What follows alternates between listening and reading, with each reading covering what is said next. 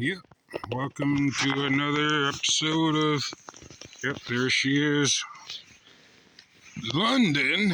There's another episode, and also there's her bouncing around, loving the snow, and we're just taking a little walk to the bees. February 1st, 2025. And man, we just got some snow out of the blue. And man, I tell you what, winter wonderland. But the only one who's loving it is her. As you see, she's running around. And I'm walking over here to my beehives. See what kind of activity we have. And, yep, we do have some things happening, folks. A lot of the dead bees are out, as you see.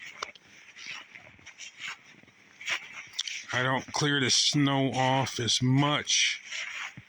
Some of these dead bees are from cleansing flights a while ago, not anything recent. So what I've discovered is from the FLIR device is the good thing is they're not dead bees from recent. And the funny thing is why I got these bees, as you see, dead. Oh, sorry, there's London again running around in the snow. Say hi to the folks, London. I know. Yep, hi. Yep, she loves this freaking snow. And the reason I'm bouncing around is because she's moving me around. And like I said, you see a few bees from the snow. I hope you could see them. Yeah, there's some there. Not a lot of bees, folks.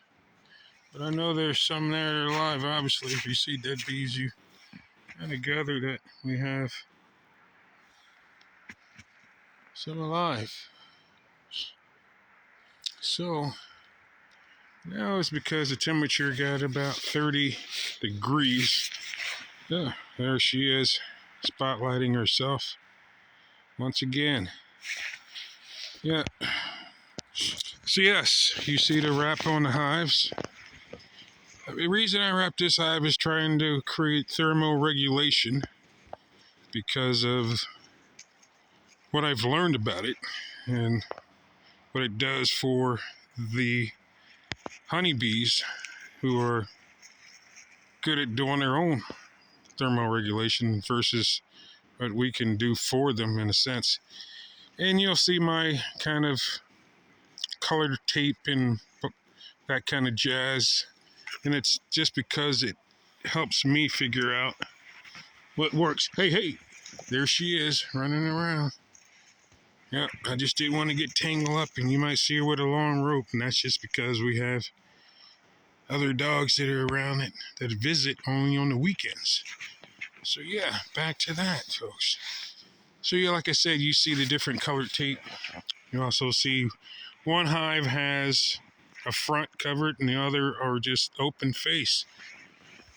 And that's my own little self-experiment because that one hive there is a 3-year-old queen versus the front row, which are new queens. And the majority of the yard are new queens, except there's another 3-year-old hive that is next to this blue tape one in the middle row, but it's on the end. So we have a 3-year-old Russian, which are the pink and the red, and then the blue one is a carniolan. The rest are Russian mutt bees and carniolan bees, different genetics. I'm using some Harbo genetics, and also I'm using Steve Tabor genetics. So I'm trying to gather a good sense of what bees are very hardy. Oh, yeah, well, spotlight back on her, the 4-legged friend who wants me to play with her. So, 1 second.